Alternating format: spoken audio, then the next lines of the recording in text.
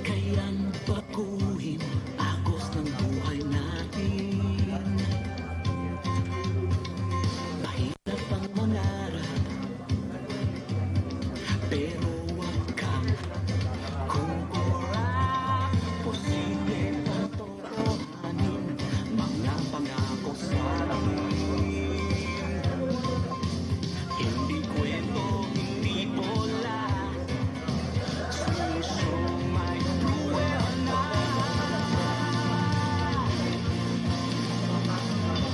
Sulong laban, huwag umurong.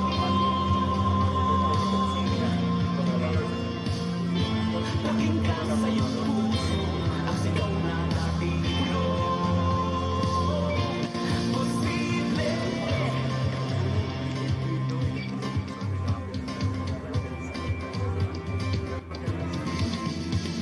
Posible kayang lagpasan lahat ng iyong inaasahan. Sa agos ng paghamon, may bilis na aksyon. Sulong laban, huwag uurong. Pakinggan sa iyong puso ang sigaw ng ating kulong. Posible, sulong Isko. Pakinggan. Mga kasama, ang pagdating po ng ating minamahal na Yorme Isko Moreno Domagoso, isang masigabong palakpakan.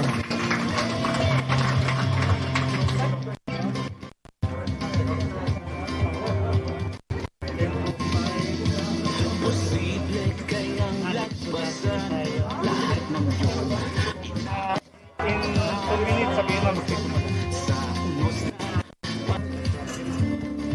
Magandang umaga po muli sa lahat. Ako po si Camille Escanio, ang inyong tagapagpakilala, at nais po namin kayong pasalamatan sa inyong pagdating sa umagang ito upang saksihan at mapakinggan ang Bilis KILOS 10-point economic agenda. Mga kasama, sa pagsisimula po ng ating programa sa umagang ito, ay ating pong mapapakinggan kung papaanong nabuo ang 10-point economic agenda. I would like to invite on stage the veteran political and campaign strategist who was actively involved in the victorious presidential run of Rodrigo Duterte in 2016, Noynoy Aquino in 2010, Erap Estrada in 1998, and Cory Aquino in the 1986 snap elections. The former resident representative, equivalent to ambassador to Taiwan, is the now campaign chief and political strategist of Team Isko Moreno. Ladies and gentlemen, here is Ambassador Lito Banayo.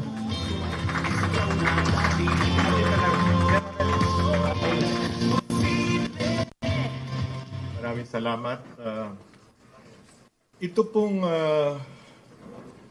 10-point economic agenda na ito ay nagsimula noong Agosto pa ng nakaraang taon, 2021.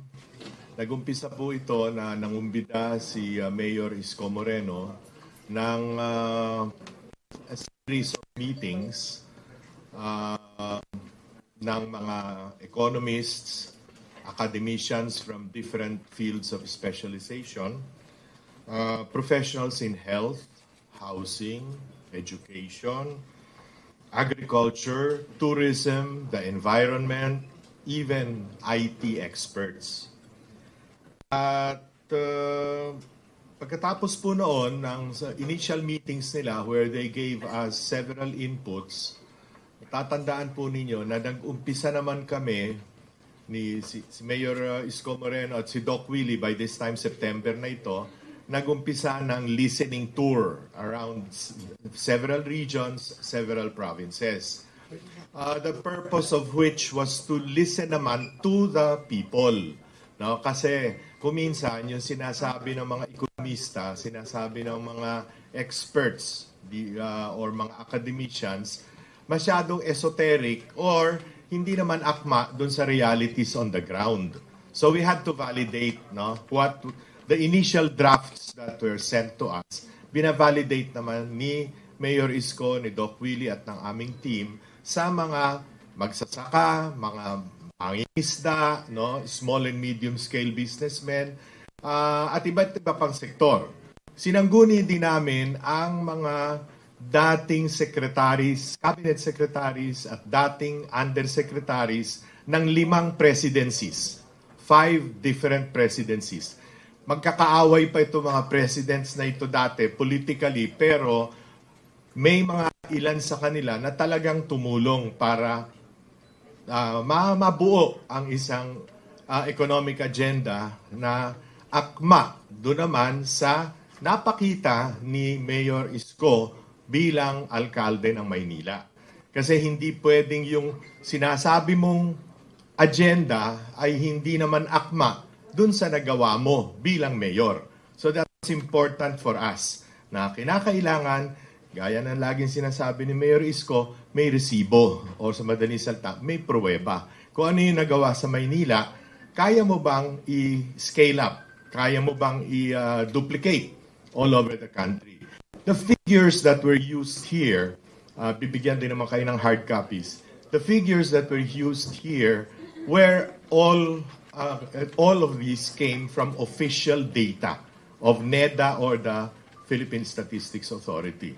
The projections are given also to you, no, in terms of what we intend to achieve or what he intends to achieve after first 2 years, the first 6 years. All of these, of course, are based on what the mayor always calls it, the minimum basic needs ng katauhan at sambayanan, no? At ito yung tinatawag naman natin in more technical terms ngayon na the Human Development Index, no? Pero yung Human Development Index, kung gusto mong marating yung mga yon, maibigay yun sa sambayanan, kinakailangan mong mag-create ng wealth. Kinakailangan mo i-grow ang economy. The economy has to grow significantly so that meron ka naman pangtustos dun sa mga pangako mo na akma sa Human Development Index. And finally, basis of all this is good governance, transparency, accountability. Pero may dinagdag si Mayor Isko dito na napaka-importante na naumpisa naman niya sa Maynila. At yun ay yung digitalization, yung the adoption of better technology, innovation, innovation, innovation. At the bottom of this. So makikita ninyo sa ipapakita naming audiovisual presentation, followed of course by hard copies that we will be giving to you afterwards, kung paano ito na-wrap around a 10-point economic agenda na tinawagan naming Bilis, KILOS. Maraming salamat.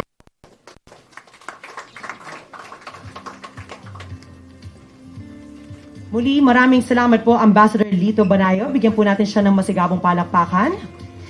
Ngayon naman po, ating pong pinakikiusapan na ating pong mga kasama na i-silent mode po ang kanilang mga cellphone sa pagpapatuloy po ng ating programa sa umagang ito. Nais ko rin pong batiin ng isang magandang umaga ang Chairman of Aksyon Demokratiko, Mr. Ernest Ramel. He was a former Assistant Secretary in the Office of the Presidential Advisor on Political Affairs. As Secretary General of Aksyon Demokratiko, he was involved in the electoral campaign of several local candidates. When he became party chairman, Manila Mayor Isko Moreno joined Aksyon, eventually becoming party president. Once again, good morning po, Mr. Ernest Ramel. Sa pagkakataong ito, mga kasama, nais ko pong ibigay sa inyo ang tunay na solusyon at mabilis obaksyon. Ang susunod na Pangulo ng Pilipinas, isang masigabong palakpakan para kay Mayor Isko Moreno Domagoso.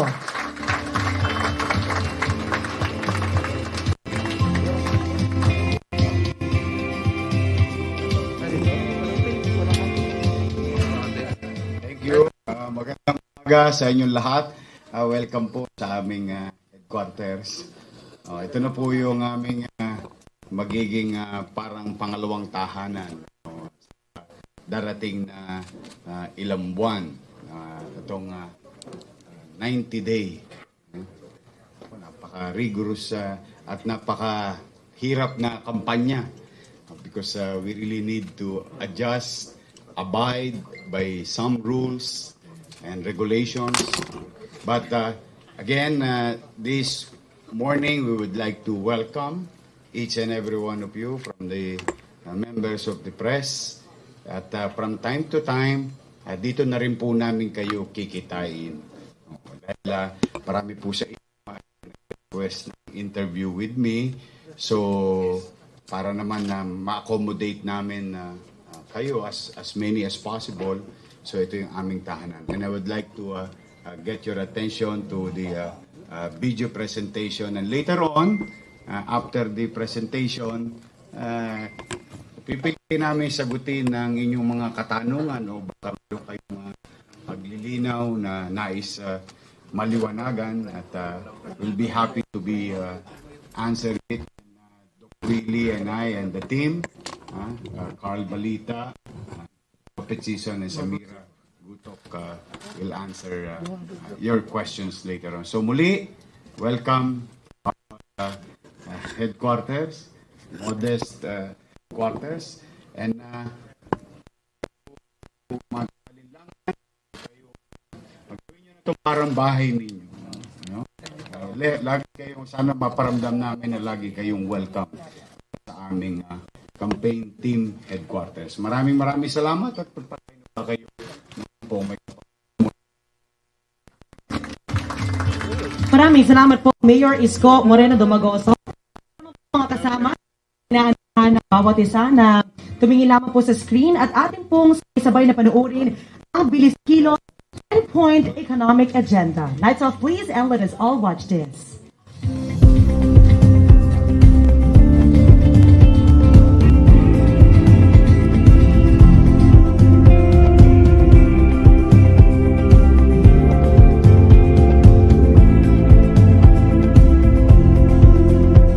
Posible kayang baguhin agos ng buhay natin? Mahirap ang mangarap, pero wag kang kukurap. Posible bang totohanin mga pangako sa atin? Hindi kwento, hindi bola, solusyong may pruweba na. Sulong ang laban, huwag uurong.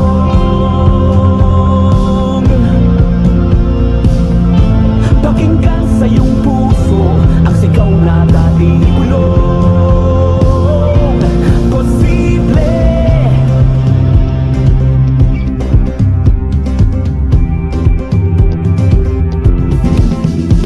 Posible kayang lagpasan lahat ng iyong inaasahan sa unos ng paghamon. May bilis na aksyon.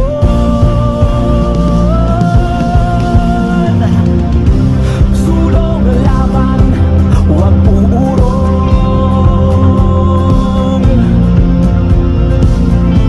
Pakinggan sa iyong puso ang sigaw na dating bulong. Posible, sulong, isko, huwag susuko.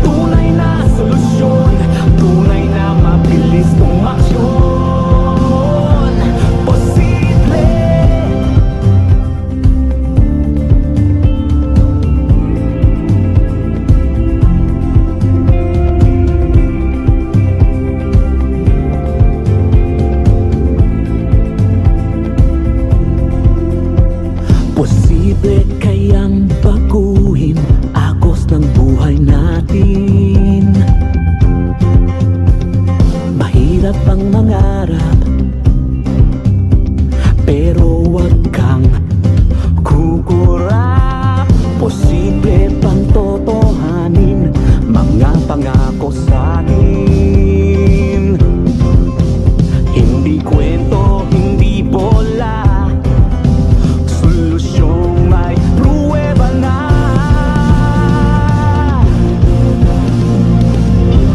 Sulong laban, huwag uurong.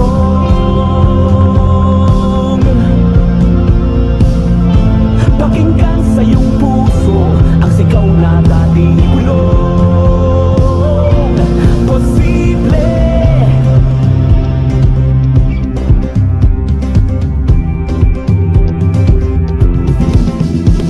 Posible kayang lagpasan lahat ng iyong inaasahan.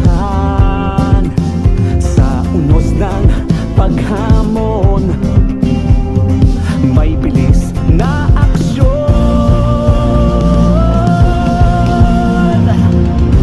Sulong laban, huwag uurong.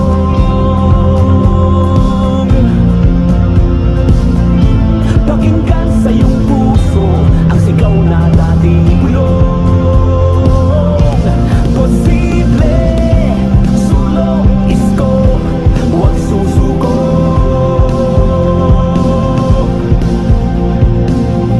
Tunay na solusyon, tunay na mabilis umaksyon. Posible, sulong laban, huwag uurong.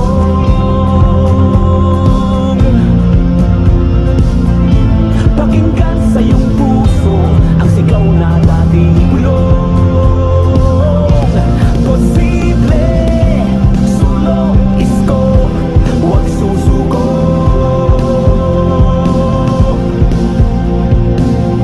Tunay na solusyon, tunay na mabilis umaksyon.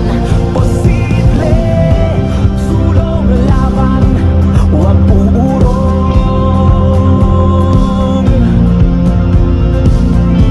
Pakinggan sa iyong puso ang sigaw na dating bulong. Posible, sulong isko, huwag susuko.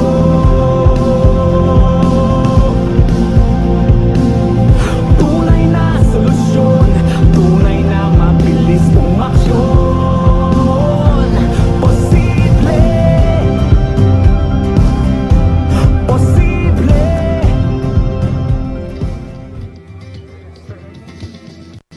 Posible kayang lagpasan lahat ng inaasahan. Sa unos ng paghamon, may bilis na aksyon. Sige, first question.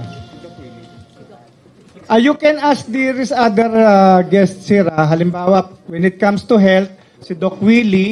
When it comes to education, si Doc Carl, also a registered nurse and midwife. When it comes to political inclusion, si Samira Gutok.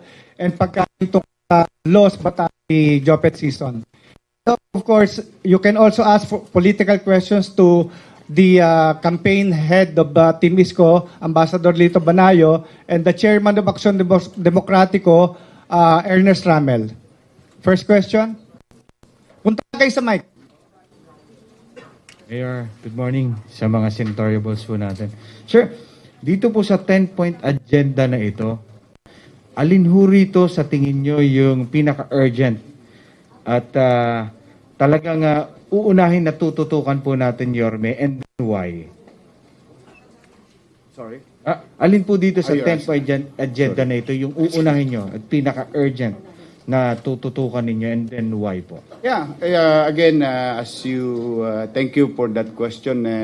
As you all know, life and livelihood will be the main focus and immediately will be attended to. May awa ang Diyos, pala rin kami ni Doc Billy. So, yung kasalukuyang sitwasyon, if there's continuing threat or presence of COVID-19 a few months from now, again and again, we will continue to look at it seriously and try to address it para mapapanatag natin yung ating mga kababayan na matuto tayong makapamuhay ng may COVID-19. At the same time, yung kabuhayan.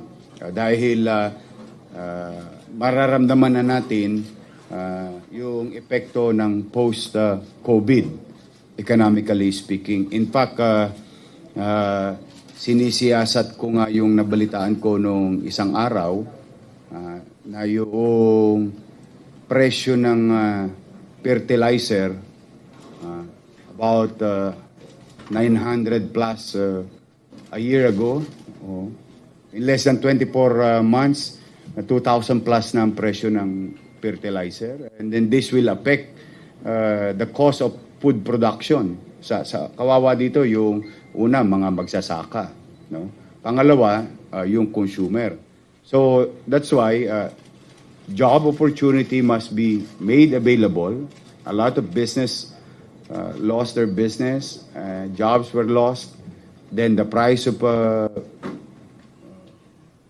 basic commodity, especially yung pagkain, maapektuhan yung fertilizer na yan. And I hope, I think agencies of government, by this time, if it is true that it's been a year now, more than a year now, na tumataas yung presyo ng fertilizer. Alongside with it, the minimum basic needs. Housing, more housing, more schools, more hospitals. So, as you all know, Romel, I'm an MBN guy. Sabi nga ng mga ekonomista ngayon, bago na raw yung word, Human Development Index. But still, I do believe para mapapanatag ang tao, itong mga bagay na pangunahin na kinakailangan ng bawat pamilyang Pilipino. Ito yung mapagpuhunanan ng pamahalaan. May reaction sa ibang senators, additional? Pia. Yeah, tayo lang kayo, you approach the microphone. Hello, good morning sa lahat. Mayor, I just have two sets of questions. First is yung sa health and the second one is dun sa livable cities. You said you would increase yung salaries of medical workers. Number one, by how much yung increase and will the private hospitals also be affected? How will you do that when yun nga yung PhilHealth may issues? So, can you just give us a number, maybe even just maybe like an estimate, like double their salaries? And paano yung SRA, may SRA pa ba or tatanggalin mo na yun? Exactly. Well, una, proportion. No? Dapat yung sweldo nakakapamuhay ng pamilya. Kung anong sama ng inflation, effect sa bawat individual o sa pamilya, o dapat yung kanya namang kinikita, makatutugon sa kanyang pangangailangan. Hindi tayo pwedeng tumigil kasi na the same thing over and over again, na yun lang ang hanap buhay niya, o tapos malaki pa yung risk, yung hazard, occupational hazard. So I think it's high time to give some premium to our medical frontliners and to encourage medical professionals not to go abroad, and there will be an opportunity here for them to stay and hopefully ma-achieve natin yung preferred ratio of a medical frontliner per citizen. So that's one. Yung SRA, tutuloy naman yon. Yung pangatlo, yung PhilHealth talaga, no? This is an assurance to the medical industry or health industry that there is funds available and healthy management of the finances of PhilHealth. That's why I made mention na will put a financial guy in that GOCC of the government. But Mayor, like for the private holidays and salaries, how exactly will you do this? If there is a needed law for that, then so be it. But for the meantime, what matter most to me is yung katatayuan ng ating mga medical professional sa public hospital. Because, let's be honest to one another, I think the private, most if not all, are having a very comfortable salary from their respective corporation. But alam natin sa public healthcare, medyo argabyado. That's why they're being lured to go out of the country. There is an opportunity to be part of their healthcare system. So if we are going to be competitive economically, for each individual who will be part of our medical front lines, I think hindi na sila malalayo sa kanilang mahal sa buhay. Second question, Mayor. You mentioned you want a well-planned cities. So, paano yung gagawin in the context of Metro Manila, which we know is 17 mayors, diba, iba-ibang zoning rules, and then, for example, EDSA traffic. Ano yung solution mo doon, given this state of affairs na Well, Metro EDSA is Manila? just one traffic street. Yun lang ang madalas. Everywhere is traffic. Traffic should be addressed. As a matter of general approach, no? I think we can roads vertically. We should create more connectors from not only from the north and south, but I think it's high time for us where east meets west type of vertical roads, no? To create more spaces for vehicular traffic to move better and efficient. So, more roads lang? How about transport Hindi, for people tinatanong na mo walang traffic kotse? Hindi, kasi parang some people would say that another solution would be trains, bus rapid. I mean, anong take mo doon sa mga ganong solution? Well, trains is good, but I hope that the countries who are good, like Japan, Korea, and other countries, European countries, will invest in our country, then so be it.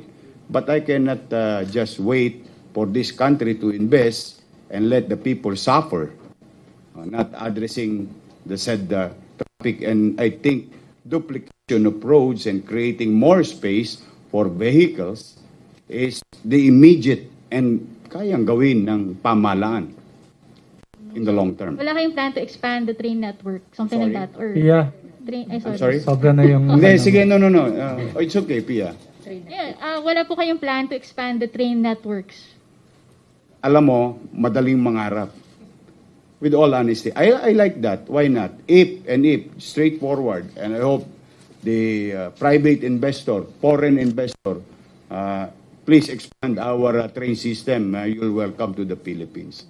But again and again, ayaw kong isasaalang-alang ang kinabukasan ng mga Pilipino sa palad ng ibang tao at ibang bansa. We, as a country, must be resilient, must be innovative, must address and confront this problem. You cannot go and wait for the investor to come in. What if there is none? Then the people of Metro Manila or the country will suffer. So I think the immediate and doable, nararamdaman nyo din naman yun, if we create more skyways vertically, like create more space na kayang-kayang gawin, kayang-kaya ng mga private sectors in the country. It's existing and it's been ongoing, and we must be aggressive doing so. Then, if there is train costs money and more expensive to build. Then, private sectors, whether in the Philippines, if they will, or private sectors or private corporation outside of this country will come in, welcome po kayo sa Pilipinas. But as a leader, if given a chance, I'll confront it. by creating more space for our vehicular traffic. Space occupied by matter, lesser space. So we know for a fact, population will grow, and hopefully the economy will grow, more people will acquire vehicles, and we need more space for highly urbanized metropolis like Manila, Metro Manila, in Visayas, and maybe in Mindanao. Okay, thanks, Mayor. Thank you. Doc Carl, meron kang additional Yeah. services. Pia, very interestingly dun sa point mo, na may three magic words in the platform of health na makakatuwaan ng mga nurses. Number one, yung scholarships, kasi we have to continue the supply. Number two, yung regularization. For your information, more than 50% of our nurses, both in government and private, are contractualized. By the word regularization, which is part of the agenda, we'll be able to keep them, give them security of tenure. And number three, yung equitability because of the supply chain, na yung ratio, health professional, patient ratio, both in the barangay and in the institutions will be addressed. And very good, very tangible. I think the health sector would love this part of the agenda because it's very tactically short-term focus and strategically long-term, addressing the demand. Hindi natin po kayang tapatan ang offers ng Europe at America pagdating sa sweldo. And if there's a carrot that we can provide our health workers, it's the security of tenure. And it's here. Thank you for that. Thank you, Dr. Jopet. On the issue of the traffic and the provision of trains, tama po kayo na sa Metro Manila, napakarami pong cities and municipalities that we have to integrate. So each of the municipalities and cities would pass their own comprehensive land use plan. Kaya nga po nasa agenda rin po natin to come up and pass the national land use plan to integrate all of this.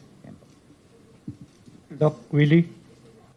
At add ko lang, Pia, do sa mga private hospitals. Basically, basta magbayad lang yung PhilHealth. Magbayad lang sila on time, walang red tape, makaka-hire na ng more nurses, more doctors. Kaya sila hindi maka-hire kasi hindi sila binabayaran ng PhilHealth. Kaya marami nga nag-welga at umaalis sa PhilHealth. Ito talaga source ng income ng private hospitals. And for the record, let it be known to all na ang private hospitals are catching up to the salary. Mas mataas ang sweldo ng government. Ito malungkot kaya palang magsweldo ng gobyerno, ng job order na mataas, pero ba't hindi makakuha ng plantilla na kung tutuusin ang sweldo mas mababa? Ang meron lang difference is the security of tenure. Yun ang gusto ng health workers, the security of tenure. That attaches them to the work. At somehow mabablock niya yung yung offer ng ibang bansa. Thank you. George Carino, ABS-CBN. Magandang umaga po. Mayor, dun po sa context ng increased spending sa infrastructure, scholarships, education, and napansin ko rin yung 2% increase sa R&D, Research and Development. Paano po gagawin yon sa first 2 years kung ang ipapamana ng gobyerno ay 13.9 trillion projected na utang? Yes, thank you. Yes, I think at any given time, it's a matter of for an administrative purposes ng administration. Kung may direksyon, may giya ang gobyerno mo, you will utilize efficiently whatever is left or available in terms of resources. Now, creating such agenda is, you'll see that the priorities of the next administration under our watch will be on that journey. Yes, kung ano ang natitira na resources at kung ano pang mga resources existing on hand, owned, but underutilized, non-performing assets of the government will be disposed. Because these type of assets may be, bukod sa non-performing or underperforming, turn out to be liability. So, slim, mas masino, mas epektibo, and hopefully mas eficiente. So, yun ang gagawin nating pagbibigay ng prioridad sa paggamit ng resources na titira pa sa gobyerno. With regard to, are we going to take loans? Para straightforward na, duktungan ko na yung, why not? Bakit naman hindi? As long as it is allowed. No? Kaya pa ba? Pwede pa ba? No? Then third, Land Bank of the Philippines and Development Bank of the Philippines is one of the medyo liquid na bangko ng gobyerno. Di ba? Baka, I'll cross the bridge when I get there. Baka, meron tayong mga salapi na natutulog hindi nagagamit fully for a particular purpose. Then we can, as president, we can persuade them or direct them to utilize such funds to develop particular industry in our country. Yung R&D kasi, para magka-idea kayo, I think nakita nyo na to nung in-interview ako nung nakaraan ni Boy. Talagang, I think, napapanahon na to utilize fully DOST, DICT, and other agencies to develop our own medicines, or our own vaccine maybe, or even other medicines. I think it's high time for us to invest into that. Then, hopefully, in the job creation purposes, makapag-develop tayo. Thank you. Ichi Kabayan from People's Journal. Good morning po. In your 10-point agenda, among those mentioned is good governance and smart governance. And also mentioned there is political inclusion. My understanding of this is that you are willing to form alliances with your political rivals post-election. How far are you willing to go? Kindly expound. Thank you. Well, one, the administration, given a chance, will be based on, those who will work with our administration will be based on merit, skills, and talents. Okay. That's the North Star of hiring and including people in our government. Okay. Then, and you're right, we'll never know what's the result of the election. Kung sino-sino ang mga mananalong halal ng bayan. And if you remember, noong October, I promised you, I committed to you that I can work with anybody. How far can I go? As long as yung gagawin nila, o yung participation nila, kapakinabangan ng tao. I don't mind. Because yun nga, yung election, isang araw, o halal ka na ng bayan, you have to work within the system.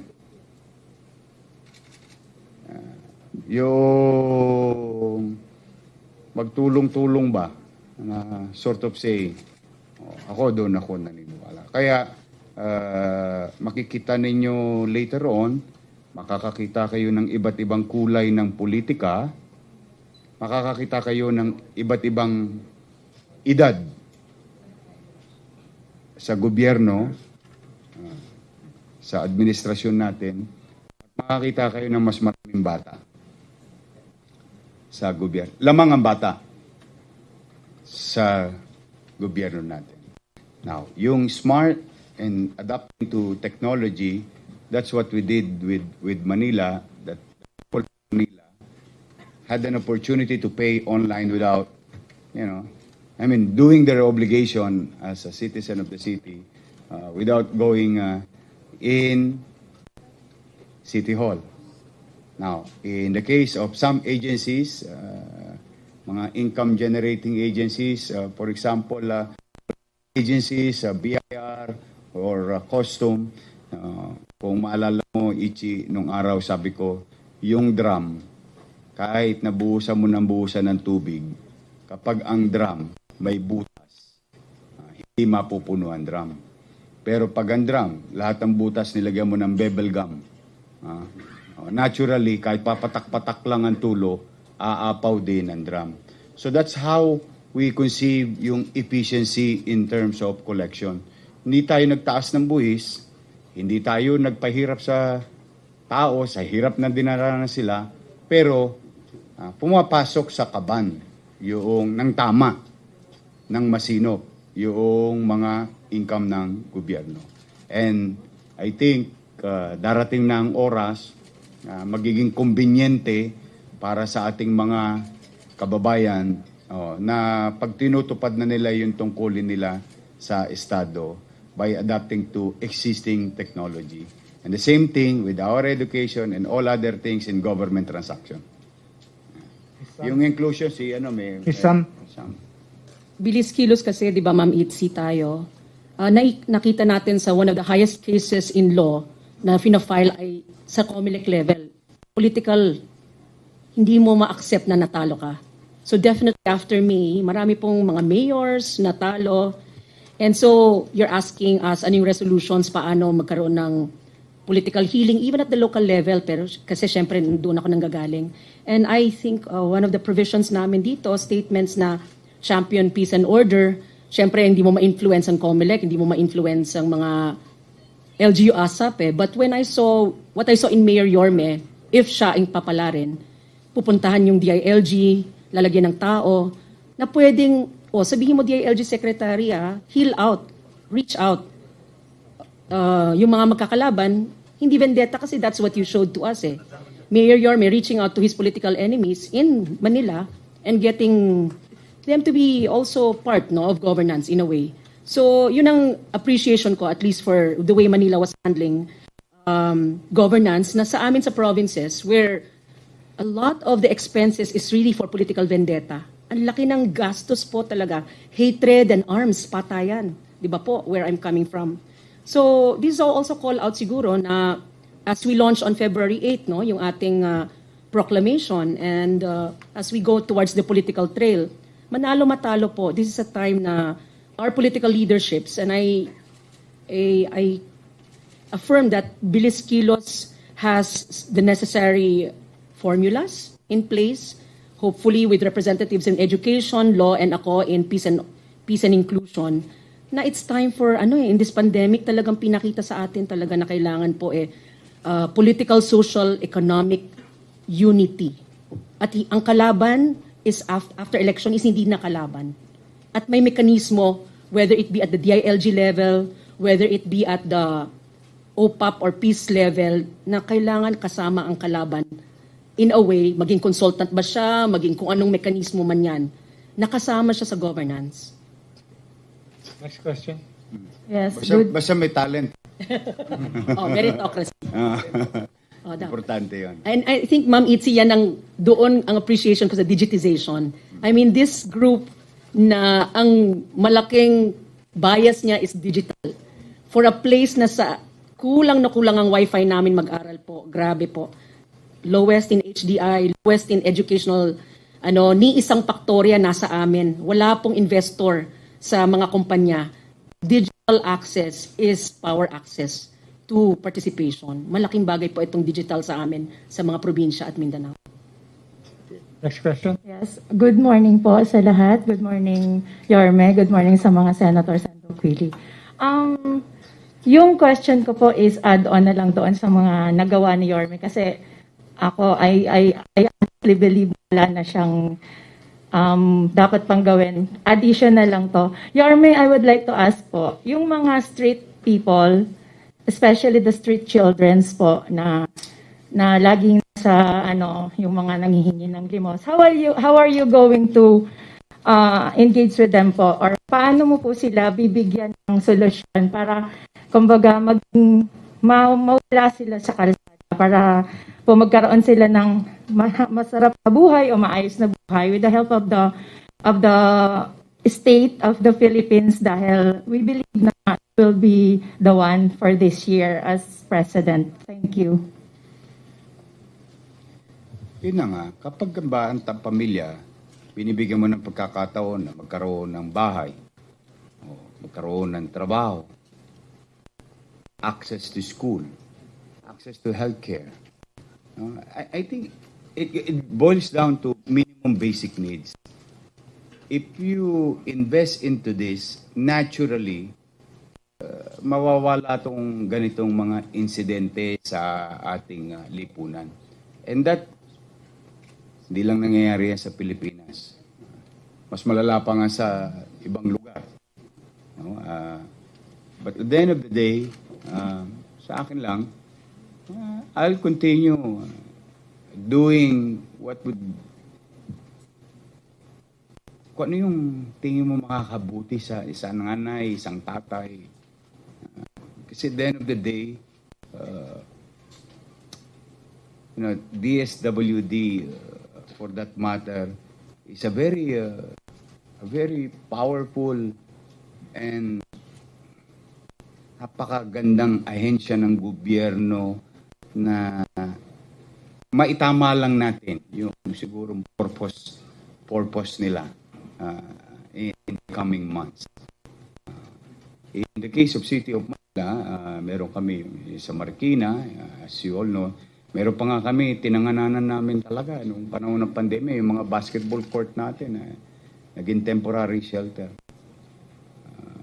So many things that can be made available para sa mga hirap nating kababayan, lalo na nasa kalsada.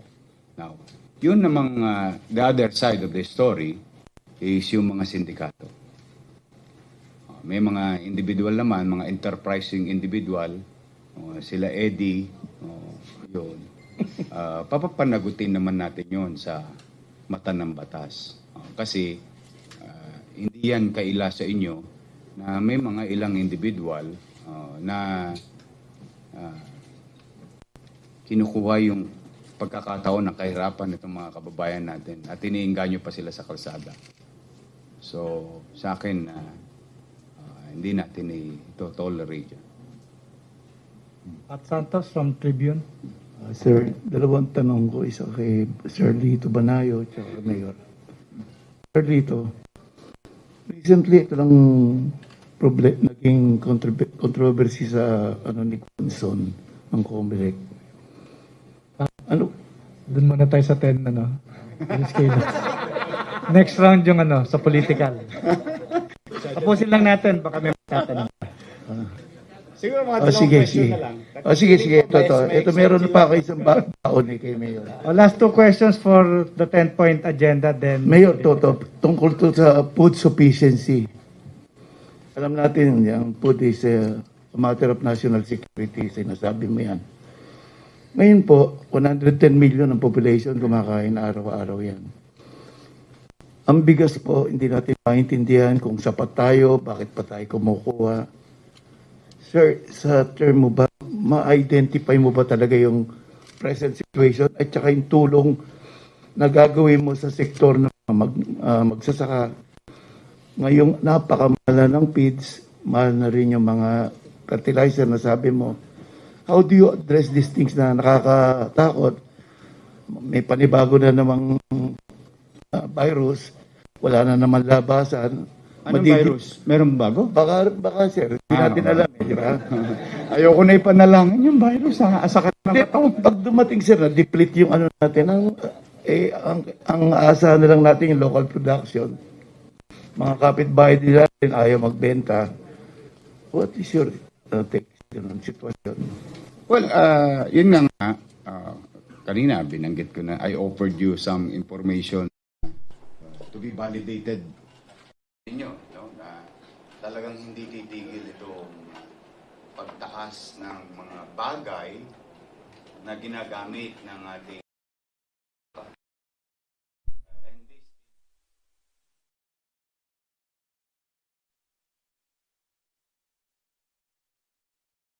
may sa publiko na bibili ng pamahalaan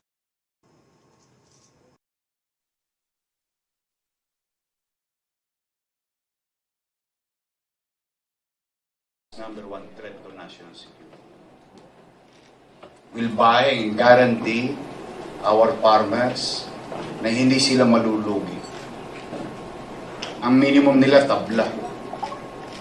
I mean, kasi ngayon, let's just say because sabi nga kanina ni Ambassador Banayo, we've been going around, 5 of us. Isang sa mga kwento ron, 18 puhunan daw sa ibenta. So, kaya kung bakit talaga yung iba, hindi na ikayat ng pagtanim. Tapos yung middleman is another thing. Third, yung presyo ng kuryente at presyo ng crudo, yung taxes nito will be cut into half to cushion the socio-economic impact ng pandemya sa buhay natin as tayo at yung epekto nito sa farmers, sa agricultural products, para yung hindi tayo masyadong tamaan no nalalapit na masamang epekto ng mataas na inflation rate sa Estados Unidos. I think mararamdaman na natin unti-unti yan later on as we progress because talagang tinatamaan na yung ibang bansa. So these are the things that we guarantee. Fourth, archipelagic country tayo. Bakit yung galunggong ini-import natin? I mean, metaphorically, galunggong ba? Isda. Bakit ini-import natin yung isda? So, we guarantee you that we will fish in every body of water that are available in our country. Our fishermen will be fishing in every fishing ground in the country to secure them of earnings, of course, or livelihood, but at the same time to secure the country of agricultural, mga pangisdaan o isda o pagkain sa ating bansa. Yes. Thank you, Pat. Tapos nga pala, Pat, sabihan mo yung mga kakilala mong smuggler. Kung may kilala ka man. Di pa ako tapos ko. Kung may kilala ka man. Sabihin mo sa kanila, magbago na sila ng linya. We guarantee every Filipinos walang pagkain papasok sa bansa natin na illegal, masama ang quality, underrated, and so on and so forth. We will protect each and every one of you, each and everyone's interest. At yung ating mga farmer, pagka pinalad po tayo, magtanim kayo ng magtanim. Sisiguraduhin ko na kapag magtatanim kayo ng sibuyas, magtatanim kayo ng bawang, I'll make sure na yung bawang ninyo mabibili dahil I will look into it personally during harvest time that no importation permit will be signed during harvest time. Kasi napapansin ko kung kailan mag-aani na yung mga magsasaka, kung maka-issue ng import permit ay 5-5. Kaya itong mga magsasaka natin dahil flooded ng mga particular agri-products sa market, kaya wala silang kalaban-laban sa presyo. The tendency is malugi sila o bentang lugi. So yan, but I think it's high time for any person who will be appointed to particular bureau that these things will not happen sa panahon ng pag-ani at kung may sapat na bilang ng ani para sa bawat hapag ng ating pamilyang Pilipino sa dulo ang importation. We buy our own. Magtanim na kayo, pala rin ako, sigurado, kikita kayo, papanatag kayo, at magiging feasible ulit ang pagiging bahagi mo ng agricultural industry. We'll make it more feasible. Thank you. Franco Barona from Manila Times. Good morning, Mayor. Foreign relations is an important aspect of the economy, particularly. Foreign relations. Foreign relations is an important aspect of the economy. So, particularly foreign direct investments. What will be the foreign policy for administration, and how will you handle the West Philippine Sea? Thank you. Okay. Again, FDI is very important. If I'm not mistaken, about $4 billion meron ng Pilipinas na FDIs or foreign direct investment, while our neighboring countries in the region is enjoying 13, 20, $30 billion of foreign direct investment. One of the major reasons, of all so many reasons, marami namang reasons, is napakamahal ng utilities natin. Mahal ng krudo, ang mahal ng kuryente, unstable ang connectivity ng internet. So that's why I will cut to half. Initially, kayo ang tatamaan, consumer, ng pagbabawas ng buwis sa krudo at buwis sa kuryente. On a bigger picture, o macro effect, is to be competitive to our foreign country, neighboring countries, so that investors will come in. Alam mo, sa totoo, napakadambot ng dila natin eh. We can always adapt to things. Ang bilis ng, meron tayong asset na communication skills, no? Na dali nating naipanlalaban sa ibang bansa. Tapos, mapapanatag mo sila na certain yung rules, that you continue to recognize contracts, valid contracts, that there is certain level of continuity, no? Tapos predictable ka, you don't change ballgame. No, hindi yung minuto pagkatapos ng isang administrasyon ipakukulong yung isang administrasyon na nakaraan, gantihan dito, gantihan doon, no? Kaya natatakot tuloy yung investor, kaya hindi sila makapag-invest in the long term. No? So, these are the things that will encourage foreign investors in our country. And with regard to West Philippine Sea, very clear. Nanalo tayo sa Hague, we will insist on it. Yeah? We'll go to particular organization, which the same country, like China, is also a member. Anong ginagawa ng ating mga partners? No? Yung mga partners natin bansa, nasaan sila ngayon? Baka kailangan natin sila ngayon. That's one.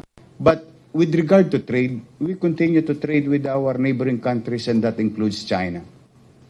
Trade or economic development, economic relationship with China is far different with the firm stand natin with WPS. Whatever is there, diyan ka muna, Brad.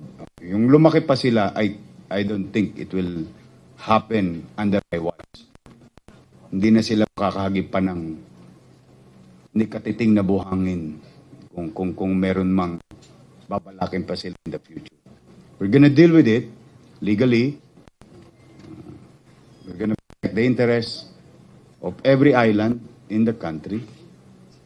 Then, makikipag-negosyo tayo sa kanila. Kung meron man iba pang future na negosyo within the area, then so be it. We'll try to be fair dealing with any countries, and that includes China.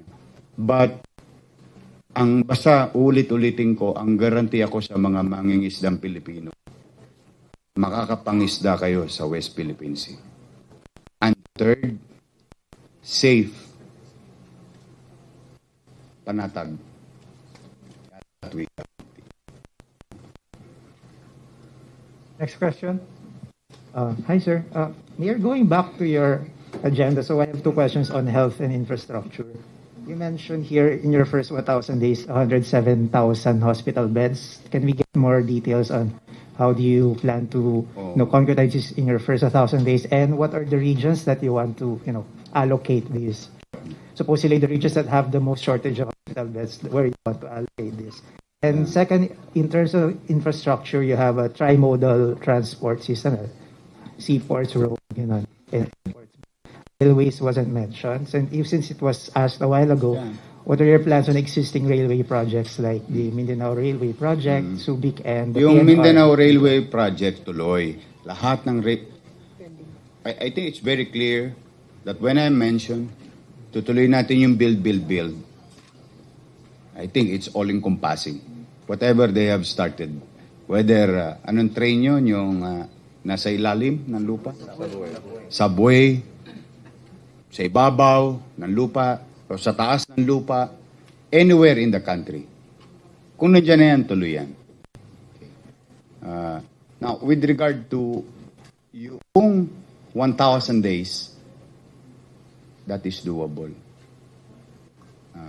Kasi, na-build nga yung ospital ng Maynila in less than 2 years. So, what happened in Manila, building as much as possible, modesty aside, upscale type of public hospital that can be duplicated to easily and initially to 17 regions simultaneously. Because I think we've learned our lesson already as a country, nung nagulantang tayo lahat, na kailangan natin ng pasilidad, nung nangailangan ng tao, nung na-infect sila ng COVID-19 in the 2020 incident. So, from there, we can pick it up and pick up the pace of building. And that can be done. So, it's a matter of reallocation, whatever is there. Now, doon sa nakalimutan ko lang, i-share ko sa iyo, yung meron ka isang tanong na, ano yun, yung kasiguruhan ng taong kakain. Okay. There is about 300 billion pesos appropriation for ayuda. At gagawin ko 600 yun. Kakain ng tao. Kung anong ginawa natin doon sa food box, yung ayuda sa Manila, it can happen to the entire country. Just so you know, in passing lang. So now, going back to the infrastructure, yes, we'll build more roads that can create business and job opportunity, and for our farmers access to, kasi yung mga parplang areas, no? Medyo nahihirapan sila kaya nagmamahal yung cost ng agri-products going to the sa kapatagan. No? And hopefully the private sector, the way it happened, where two islands are connected by a bridge done by Philippine corporation in the country in less than 2 years. So, if that is possible, then let's look for other islands to create more economic movement in 2 or 3 islands adjacent to each other, divided by, pinaghihiwalay ng tubig na baka kaya through technology, engineering, existing engineering technology, plus yung pera ng private sector, Philippine corporation, sa atin, si ano yan yung gumawa sa Cebu, MVP, group of companies in the likes of that kind of corporation, then we'll invite them. We'll be aggressive on PPPs. Yung sino ba yung una nagtanong tungkol sa utang? Yung kanina. So, ang goal naman natin is ibabalik natin yung aggressiveness natin with the private sector to participate. Since you mentioned yung 1,000 days, first 1,000 days, kasi yung, as I was going through your agenda, it was, yung palang yung nakita ko na doable, as you said, the first 1,000 days. So, do you have other 1,000-day promises that may not have been mentioned there na you Less want to share with us promises, now? less expectations. Gulatin na lang kita. Modest aside. No, kasi ang gusto lang natin, presenting it to you today, at least pagkakaroon ka na ng idea or radar. If may awa ang Diyos, pala rin ako, ito direksyon yan. So with this, may singilin na kayo sa akin. May hahanapin na kayo sa akin. May mapanghawakan na kayo na at the very least, ito yung pupuntahan ng ating buhay sa susunod na 10 taon. No? It may happen in 6 years. It may happen maybe the effects of it, hopefully in 10 years. Or maybe it may happen in 2 years or 3 years. Depende. But one thing for sure, give me a chance, something will happen. Thank you. Marisa Mali. Good morning, Mayor and everyone.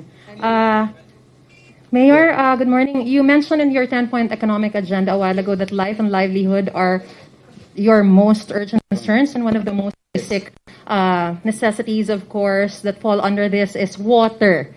How do we plan to address this, considering that there are a lot of areas in the metro right now which are experiencing extended periods of time, having problems with water interruption problems, not to mention the Angat Dam level, reaching its critical level already. We've interviewed just a while ago, and they are concerned with the fact that it might also reach the 180-meter level, which is the worst-case scenario that they are seeing, Mayor.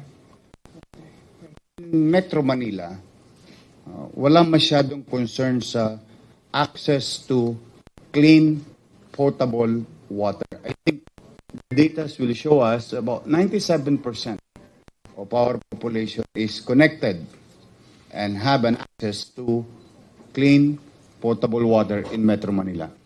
In the likes of Northern Luzon, for example, 33% of them are not connected to potable clean water. And another province in the south, about 57% are not connected and don't have an access to clean potable water. So when we say clean potable water, is that there are facilities that are not existing, whether you have a dam or not, but the people, the consumer, walang access sa clean potable water. So, in the case of presentation namin, we'll build more infrastructure and hopefully private sector will come in to give opportunity for every household in this country to have clean access to clean potable water. Now, yung patubigan naman natin dito para sa Metro Manila, well, the challenge of having a dam is yung pag-iipon ng tubig. In the case of the Philippines, pag tag-init talaga, hirap na hirap tayo maka-ipon ng sapat na tubig. But at the end of the day, I think with science available and other technologies that are available, we will pursue that journey, accessing whatever available technology that is happening in the world to provide ample, secured, clean source of water. Kung paano sisinupin sa langit, kung paano sisinupin sa bundok, I think we must secure our people of clean, potable water. But in our case, today, what matter most is sabay siya, kailangan yung tao makakagamit ng gripo. But that is not existing, especially in the northern part of northern region. Malaking porsyon ron na wala silang, ironically, wala silang access to clean, potable water. And when I was shocked when I saw it, akala ko, alam mo, sagot ko pa nga, Somalia ba tayo? I mean, in this time, I mean, how these things are not available. You can speak of all the bridges and roads that you can create. Yung may naglalasada na. Pa-shopping naman. Yeah? Ironically, 2022 na, meron pa tayong mga kababayan walang access to clean, potable water. The irony of it, di ba? Kaya, of all the things, kaya sabi ko lagi, of all the things that we wish for or dream of, no? Minsan nasa harapan lang natin yung problema. Kaya isinama ko yun nung nakita ko yung data, and I said to the team, isama nyo yan, bibigyan ko ng atensyon yan. Kasi this is just water. Hindi to rocket science na gawin. How that a particular province in the northern Luzon, walang 33% of them has no access. Meron pa ako research on it. Meron pa nga isang probinsya, 8% lang ang access. Tayo, pag papakinggan natin sa tenga natin to dito sa Metro Manila, parang walang dating kasi wala. Kaya kung titingnan ninyo ang DOH, marami mga sakit na yun, tamo, sinabi na ni Doc na maraming insidente ng sakit na involved because sa maraming tubig. Is that true, Doc? Yeah. Huh? Yes. Can you expound on the... Yung tubig talaga actually nga sa mga pag-aaral, baka in the next 20 years, yung tubig magiging very precious resource na magiging parang gasoline na yan Tsaka ang dami talaga namamatay, lalo na yung mga bata, below 5 years old, diarrhea, walang clean potable water, talagang priority, unahin natin yan na mabigyan ng malinis na tubig ang lahat. Kaya kung mapapansin ninyo, modesty aside, yung approach is things tinitingnan yung bawat sector, and you give more importance on things that are continue to exist. It's supposed to be na-resolve na yan. Supposed to be na-resolve na siya. Kasi makabagong panahon kumbaga parang come to think of it, irrigation para sa farmer. Pero walang tubig sa bahay ng isang tao. Anong klaseng kalungkutan kaya mararamdaman ng mga kababayan natin? Sad. So, we talk of connectivity sa internet. We talk of connectivity sa kuryente. Dapat may stable. Pero yung tubig, water is life. Mabuhay ka ng walang kuryente, pero hindi ka mabubuhay ng walang tubig.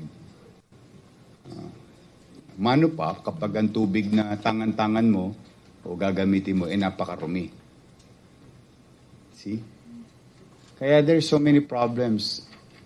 As a country, maraming mga problema na yung minsan nga parang sa iba parang maliit lang, pero kahit ako nagulat ako, kaya nga kung ano ba, Somalia ba tayo? Wala tayong access sa tubig. We have so many rainforests. I mean, marami tayong gubat, marami tayong pwede mag-shed. watershed. So hopefully, those people who will be appointed in DPWH, in DNR,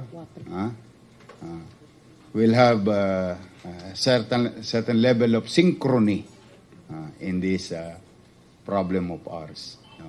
Kasi the one is infrastructure, the one is the environment. May awa ang Diyos. It's a matter of arranging these things. Anyway, may awa ang Diyos. Yeah. In addition to that, let it be known that 11,373,000 schools out of 46,000 schools, about 25% of them do not have access to water. 8,000 schools are just catching rains to have water. That's for the record. That's based on the DepEd report. So you can just imagine a child staying in school for 3 to 4 hours without water. And in addition, for a country that is top-notch in crisis and disaster, water is definitely a must in evacuation. WASH, water and sanitation health. So when Mayor Yorme puts a deadline on Marawi rehabilitation, the worst urban destruction of our generation right now, currently, he puts a timeline deliverable, hopefully. Kasi when you put timelines, you're supposed to observe. May accountability ka dyan eh. Magsasabi ka ng deadline, gagawin mo yon. May contractor eh. So pag tubig, major po yan. Babae, hindi makaka-serve ng food. Basta walang tubig. Gastroenteritis po. Karamihan ng sakit namin sa Southern Philippines Public Hospital po ng Marawi ang may pakpak, which serves Northern Mindanao, Iligan, Cagayan de Oro City. So can you imagine if water is scarce, water security is our issue of the day? So napaka-importante po yung platform in issue on water. Last question for Bilis KILOS. Yeah. Last question. So second round na. Other issues? Apat. Yung tinatanong mo kay Ambassador Banayo. Ayan na si Pat. Ito, gigil ako sa tanong na ito. Controversial itong dissenting opinion ni Kong Guanzon, ano? Dissenting? Dissenting ba yun o whatever? Pro-disqualification. Anyway, kung alam na naman natin yan. Sir, anong effect nito sa candidacy ni Mayor Isko po? Ngayon, kasi pakikita mo sa social media, nagsasabi, pag lilipat lahat. Yung lipatan, how do you see yung sa experience po sa tagal niya sa ganitong, sir kayo, Sir Lito. Okay. Una-una, Mayor Isko and Doc Willie started this application to be President and Vice President of the Philippines without thinking kung sino makakalaban. You will remember that in September, ang talagang matunog na lalaban na pagka-presidente ay si Mayor Inday Sara. No? Wala naman sigurong palakid kay Mayor Inday Sara na legal obstacle to her being to her running for public office. Kaso nga, yung series of events na nangyari, nagkaiba-iba at nabaliktad si former Senator Ferdinand Marcos Jr. ang naging presidential candidate at nag-vice presidential candidate na lang si Mayor Inday Sara. So, for us, no, it really doesn't matter kung sino ang kalaban mo. Basta determinado kang lumaban, determinado kang manalo, so you gear your campaign strategies accordingly. No? Of course, nagpapalit-palit ang environment during the 90-day campaign period and even before the 90-day campaign period. So whatever adjustments you have to do, you have to do. No? Dynamic yan eh. No? If you will remember also, dun sa marami na ring nagdaang halala natin, I think in 2004 for instance, ang kandidatong sinuportahan ko noon ay natalo, si Senator Ping Lacson. Pero makikita nyo na napakalaki ng agwat ni FPJ kay incumbent President GMA nung panahong ito. no? Pero siguro dahil sa nasirang FJ ay hindi nag-a-attend ng mga debates at interviews, maaring naka-apekto 'yon. So, medyo naggitgitan ang labanan at the end of the day. You will also remember that in 2016, for instance, I think a lot of people will agree or will have observed na si Vice President Binay na nangunguna, pati na rin si Senator Grace Poe, doon siguro sa mga debate nagkaroon ng turning point, no? To a lot of people. So the dynamics of a campaign do not depend on who the candidate is, who the front runner is at this point. It depends on what every competitor will do in the next 90 days, no? So ganyan. Even if you look at the surveys, malaki-laki pa rin yung undecided. Number 2, napakalaki nung may second choice. No? Napakalaki nung may second choice. Kung basta, no? So, it all depends on, ano. Pero kasi hindi namin pwedeng pakialaman yung decision ng COMELEC. Yeah, it's an independent constitutional commission, no? Whatever and however it decides, alam rin naman natin na ang final arbiter nito will be the Supreme Court. No? Because the issues at hand, hindi kayang court of first instance lang o court of first resort lang ang COMELEC eh. The court of last resort is really the Supreme Court. So yun yata yung pinaglalaban ni Commissioner Guanzon na parang dinidelay para rin ma-delay din ang Supreme Court. No? Parang ganun ang kanyang pananaw. Well, hindi tayo makakapaggagawa ng any official comment on that because that is the province of the COMELEC. Thank you. Next question. Apia from Rappler. Mayor, dun sa Jessica Soho debate, you said that when you were asked, do you think the ICC should prosecute Duterte? Sabi niyo, no. Pero nung interviews before, you were saying na open kayo to allow ICC investigators to enter the Philippines and carry out a probe. So, can you just expound, why do you think the ICC should not prosecute Duterte for the drug war? One, the entry of ICC and prosecuting, the question of prosecuting President Duterte is too far different. One, entry, you're welcome. You come here. You want to investigate? Go ahead. Walang problema. And you ask your lawyer, can ICC prosecute any Filipino with an existing, any Filipino in the country as a state with an existing, running, and effective justice system? We have MTC. Do we have MTC? Do you all agree? Do we have RTC? You just asked a while ago. Kanina, nabanggit ni Ambassador Supreme Court or Court of Appeals. These are existing courts and justice system is intact in the Philippines. Can they prosecute? Because as I don't know, I'm no lawyer. As far as I'm concerned, the way I understand ICC to function, to interfere, is merong pangabuso sa karapatang pantao ng isang bansa sa kanyang mamamayan na walang nagaganap na hustisya o walang makamit na hustisya at hindi tumatakbo yung justice system nila. In the case of the Philippines, we have, right department and bahagi ng pamahalaan.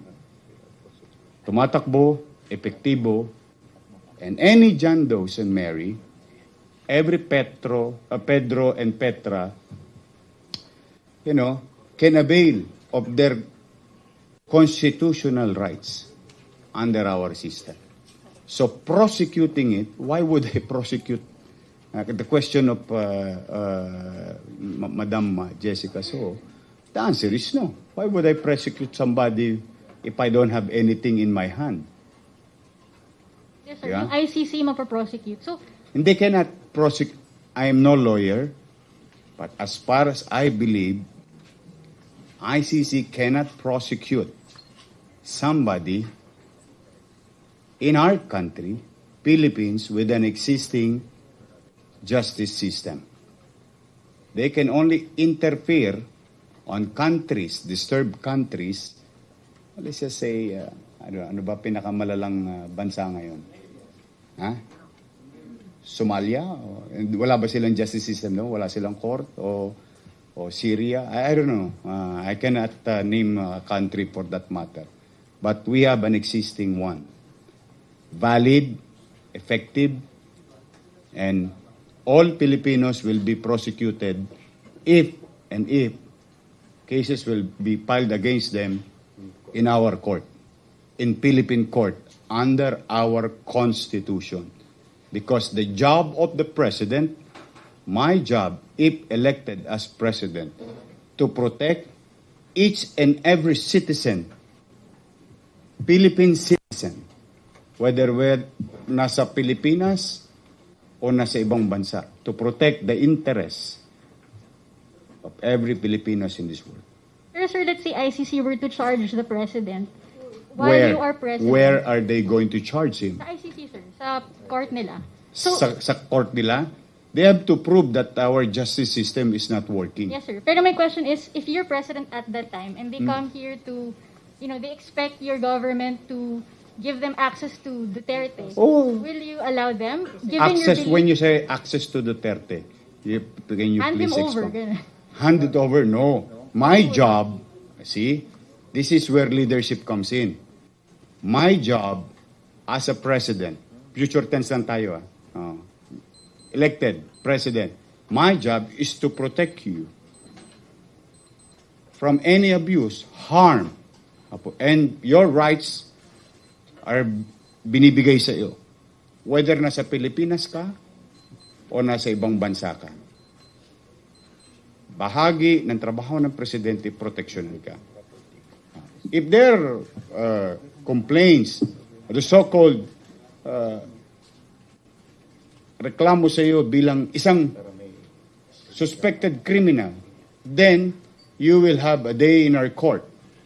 Our court, Philippine court, whether MTC, RTC, Court of Appeals, or Supreme Court. Second, yung katulad ng mga constitutional body, kung napapaloob ka sa regulasyon nila, then you'll be heard there. You will be given equal opportunity. Ngayon, pag ikay nagkasala, sa mata ng batas natin, papapanagutin kita. Sir, would your government initiate such a probe or would you wait for a citizen? Will our government initiate such probe? Duterte? What probe? Sir, dun sa drug war abuses. Yes, why not? Bakit hindi? Kung talagang mapapanatag ko lang ang damdamin ng bawat isa, why not? Under our rules, under our laws. Hindi tayo po pwede kung meron naman tayong existing judicial system, existing laws, then we should go after to those who abuse in the past. And that includes the 70s, the 60s, the 80s, the 90s, whoever they are, whether they are rich. Di ba nga, naalala mo yung comment? That is not certainty. So, I guarantee you with your question, under my watch, everybody will be given equal opportunity to have a day in the court. Under our constitution, under our laws. But, at the same time, somebody were found guilty of such crime. Implement natin kung ano yung sentensya. Salamat, Mayor. Thank you, Pia. Next question. Sure. Mayor, maybe also get your comment on some of the criticisms of your rivals in the Boyabunda interviews. One, Vice President Lenny Robredo said you had no clear issues on certain, you have no clear stand on certain issues, and somehow Senator Pacquiao also insinuated that you had a corruption issue. Of course, you don't, these allegations are particularly referred when they were asked about your name. So maybe we could get your comment on those. One, I did not watch the Vice President interview, so I don't know if she said something like that. No? And I wish her good luck. With regard to Senator Manny Pacquiao, well, una, then let me, I said it to GMA7 nung kinuhanan ako ng comment ng GMA Online. Again, and I'll repeat it today. We would like to thank Senator Pacquiao for giving us such honor and pride to the world of boxing. And yung dangal na naibigay sa atin ay hindi natin makakalimutan yon. So maraming salamat sa karangalang binigay sa atin ni Senator Pacquiao sa mundo ng boxing.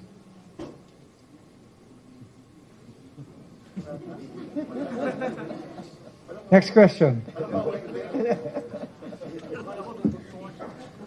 Next question. Maris Mari, GMA7. Mayor, may I just ask, kasi you already released a memo or an order suspending the Chinese New Year celebrations. Yeah. Now that we're under alert level 2 already in the metro, babawiin niyo po ba yun or will it stay? It will stay. It will stay. Ano muna, ang pakiusap ko lang naman. Tingnan natin, baka mamaya magulantang na naman tayo sa Pebrero. Tingnan muna natin yung after effect noong mga ginawa noong January confronting such surge. No? So far, salamat sa Diyos at salamat sa mga taga Maynila, yung disiplinang binibigay nila at yung mga small effort natin to suppress yung growth ay nararamdaman na ngayon. Kaya kung bakit tayo magle-level 2. Now, tingnan lang natin, let's play it by ear, kung tutuloy-tuloy yung pagbuti ng infection ng COVID, because I think in the long term, it will more beneficial to individuals, business, and yung mga naghahanap buhay o nagtatrabaho in the long term. So, antabayanan lang natin. Romel from ABC5, TV5. Mayor, sinagot ni Balito kanina yung reaction mo nga about dun sa Guanzon Perolino issue sa COMELEC. Baka lang may reaction ka rin dito. Ano yung tanong? Naghahamunan na sila ng resignation. Parang Sino? Si Pasensya ka na, hindi ako tolits latest. Naghahamon na sila ng resignation dahil nga nadidelay yung paglalabas ng reso dun sa DQ ni BBM. Naghamunan sila. Unang-una sila yun Wala namang kinalaman yung sa kakainin mo mamaya, Romel. O yung meron ka ba trabaho bukas? Because I do believe what we should go after is to provide solution, to come up with programs of governance, or if you're still in the office, like me, to do my job. Kasi sila naman yun, sila naman na magkaaway na kapitbahay. As long as, I really don't know. Kasi personal yung kanila. Wala naman hindi naman tayo involved sa problema ng dalawa. Yung DQ po ni BBM, talagang it doesn't bother you at all? Ice cream. Yung disqualification. Kasi kahapon binigyan ako ng DQ ice cream nung... binigyan. Sarap yun Paborito kasi ng bunso ko yun Dairy Queen. Again, it is within the power of the Commission on Election. Wala naman akong control doon. These are constitutional body. So, it's up to them to decide. Pero tayo, tuloy lang tayo na magbakuna, bumili ng gamot, na mailigtas ang tao, magtayo ng pasilidad, make the vaccine available as comfortable as possible, na hindi mabagabag yung hanap buhay ng mga tao. So, tao muna. Hinayaan ko na talaga yan. Sa totoo lang, hindi naman sa wala naman tayong ikot ngayon, di ba? Dito lang tayo sa Gedli. Hindi ko talaga masyadong binibigyan ng panahon. Saka sila naman yan. Sila naman na may problema. Baka mapagalitan mo na ako. Hindi, okay lang. Go ahead. Na tanong. Baka lang may reaction ka raw at itong DOJ na-uncover daw yung BBM assassination plot. Baka po kayo may reaction dito. Na-uncover? Assassination plot daw po. Sino? Kay BBM. Sino yan? Si former Senator Ferdinand Marcos Okay. Jr.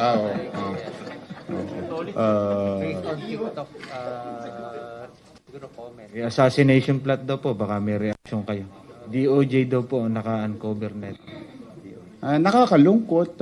Siyempre, ako, as you have heard so many times, I value life. I always give value to life. And I think whoever agencies of government like NBI should look into that claim.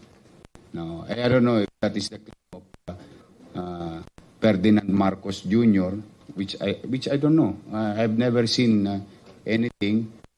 Baka puro sabi lang I cannot comment on something that I did not see the candidate saying it.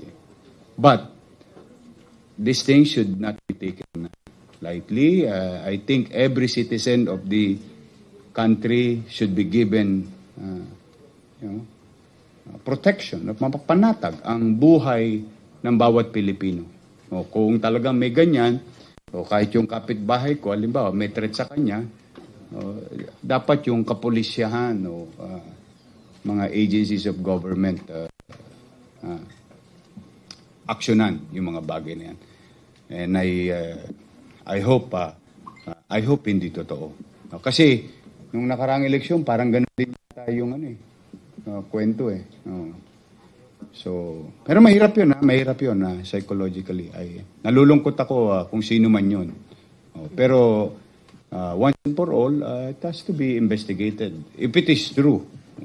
But for now, mukhang marites naman yun, na tolits lang. So, it's hirap ng buhay ng tao. Yung paano natin mabibigyan ng kapanatagan ng tao more than anything else. Pat Santos. Mayor. Yes. Politics ulit. Sure. Hindi, yun yung Hindi, kanina maganda yung sinabi nyo yung healing after yung election. Kasi may isang kandidato na presidential candidate. May maganda siyang panukala, ewan ko kung okay sa inyo. Alin po yun? Natanggalin na yung eleksyon sa barangay at gawin na lang appointee yung mga para co-terminus din sa mag-a-appoint. Para hindi mahati yung mga community sector, mga ganon. Ako, more than anything na mga changes of this, changes of that, what we should focus in is paano ko mapapataas ang antas ng pamumuhay mo, Pat, at ng kapitbahay mo at mga kababayan natin. More than anything about politics and gusto ko, paano natin mapapataas yung katatayuan ng taong bayan, yung sitwasyon nila post-pandemic, yung hanap buhay, yung trabaho. Yeah? So there's so many things to change. Why not? I may agree to some of your observation. But, leaders chooses a path, a direction, a journey. Yun ang naghahanap kung anong dapat pagtuunan ng pansin muna while we do and agree with changes or change. Pero, hindi ba magandang change yung from mahirap tumaas yung kalidad ng pamumuhay ng tao? Di ba yun ang magandang change? So, ang change na gusto ko, yung change na hinahanap natin, yung change na gusto natin gawin, yung change ng ikabubuti ng tao. Kasi yung mga ganung bagay that can be addressed later on. Mga political appointee o political change. Ano naman yan? Politiko lang ang nakikinabang dyan eh. Diba? Ito naman, hypothetical lang. Just for the sake of conversation. My answer to your question is my first statement. But this is hypothetical. This is secondary. Tingnan mo, pag yun ang nangyari, aabusuhin din ng mga halal ng bayan nyo.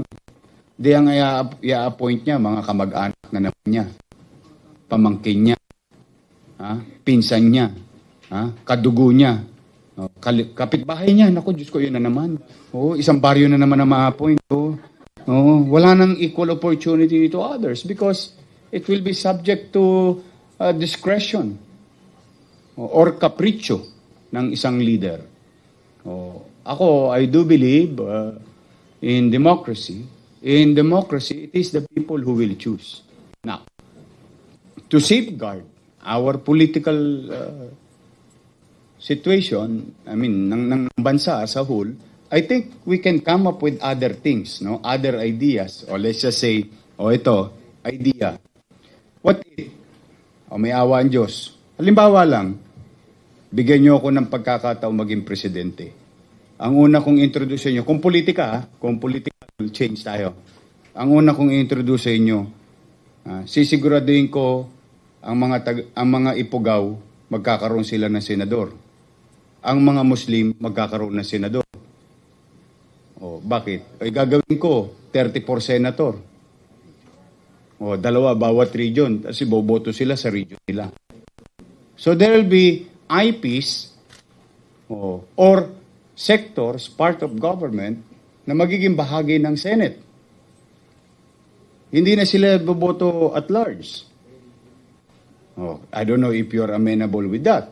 But I do believe if we want equal opportunity, equal representation, if we wish for those things, if we wish that everybody will felt inclusive, will felt that they belong, that there will be voice for Bangsamoro.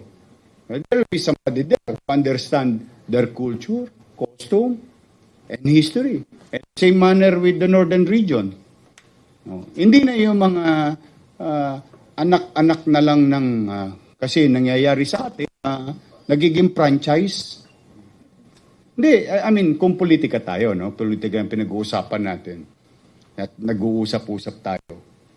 Ano tayo ngayon ng mga ideas. Pansinin ninyo, ang mga na-elect, franchise na eh. From one to another with the same surname.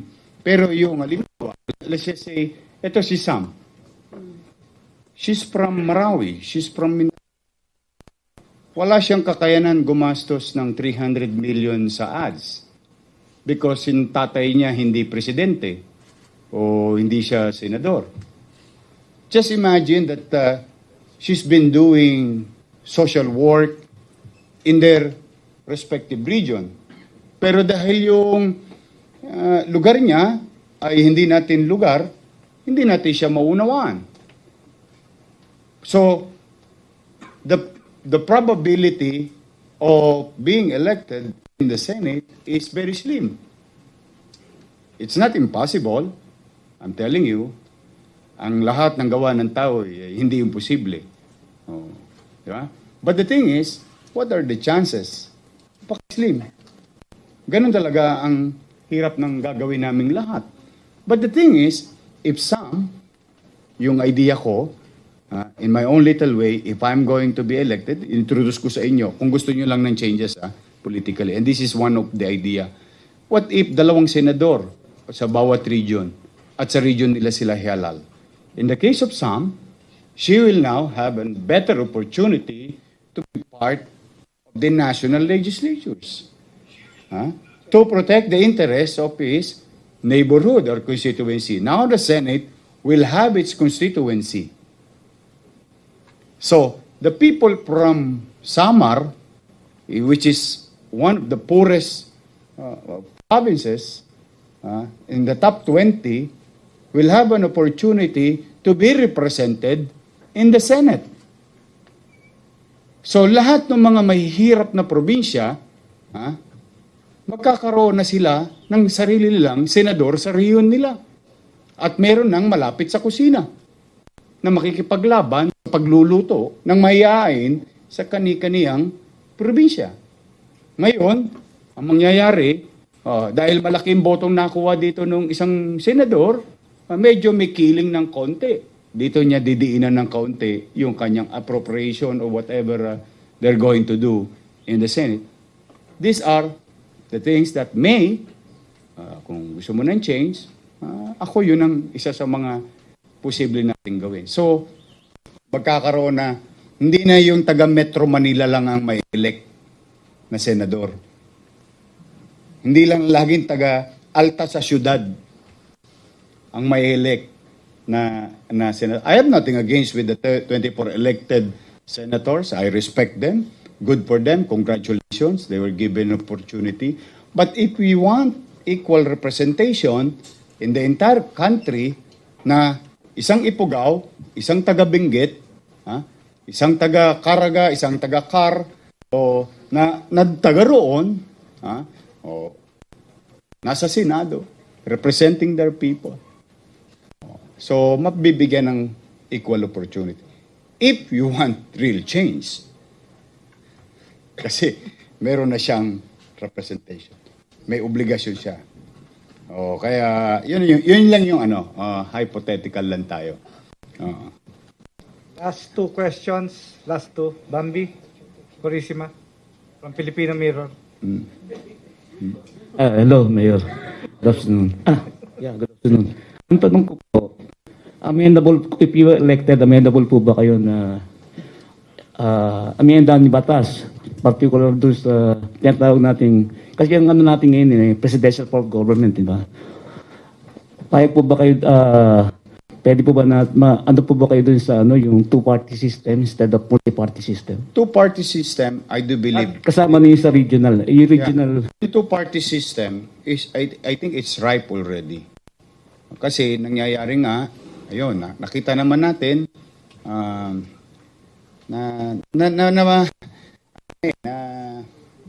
nawawala na ng value yung mga pecha ng filing, kasi pwede si ganito, pwede si ganyan.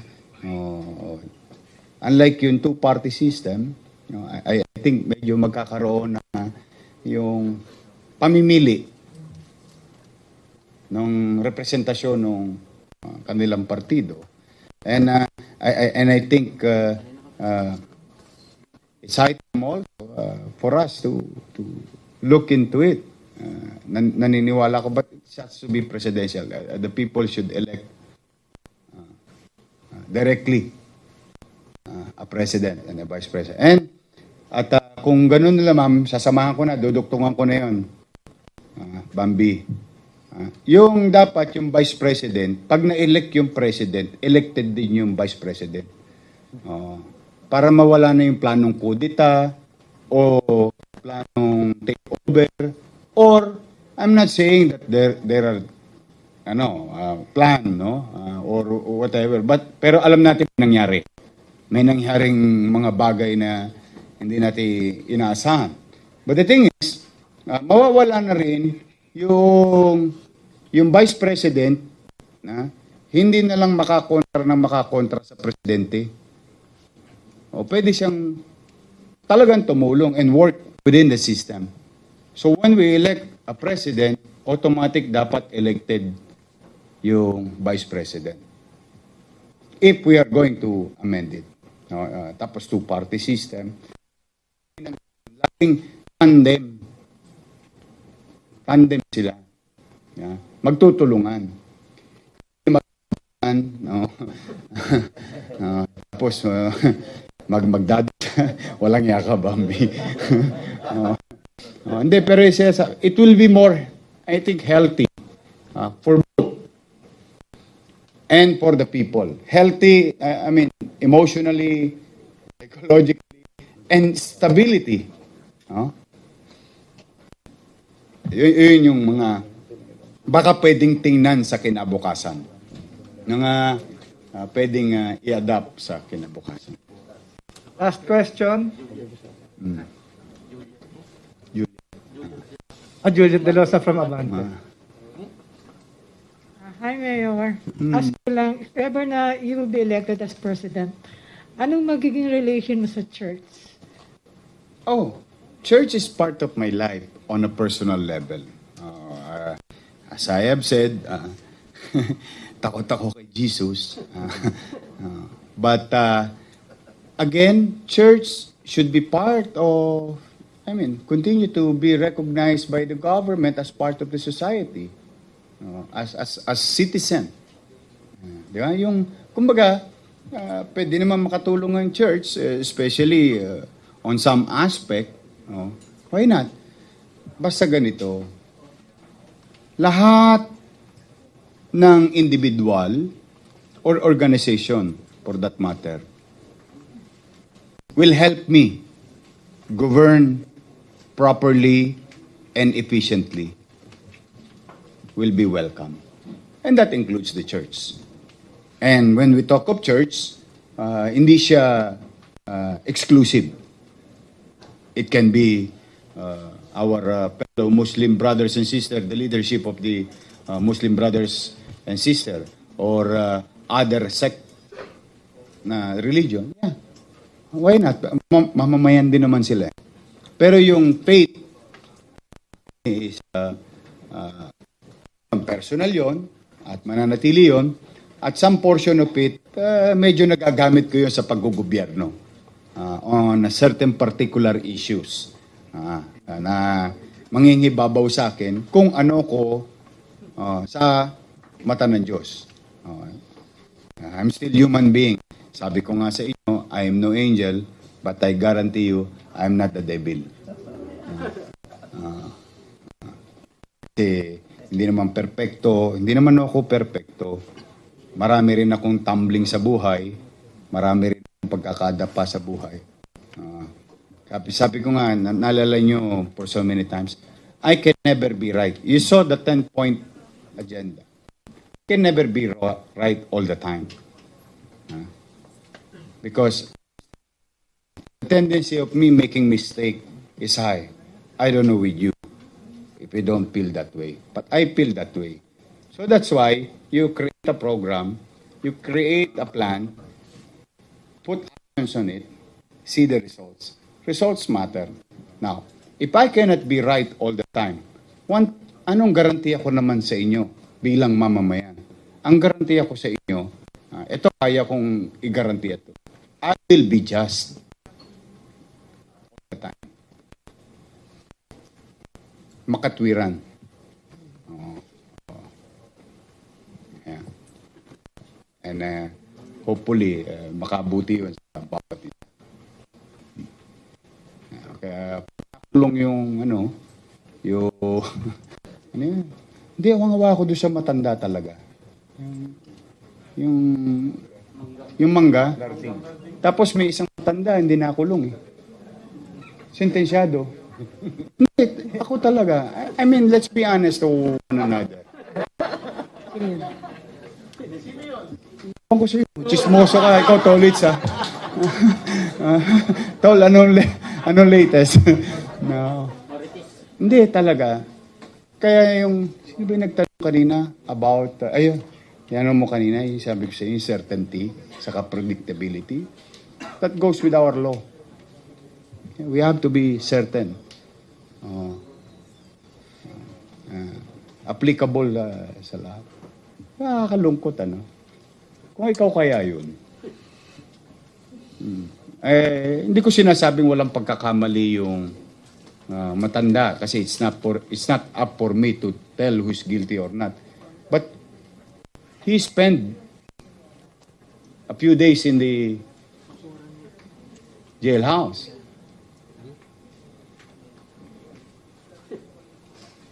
But somebody who were found guilty, not even a mugshot or I don't know. I'm worried about what's happening in our country, and I think it's basta pumanatag kayo lahat, may awa ang Diyos pagdating ng araw.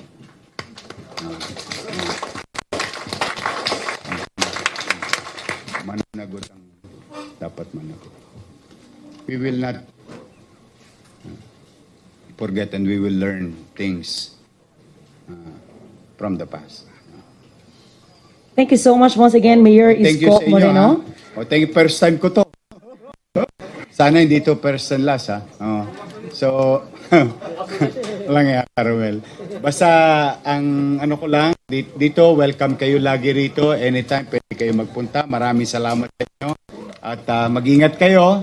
At pagpalain nawa kayo ng buong may. Thank you. Thank you very much.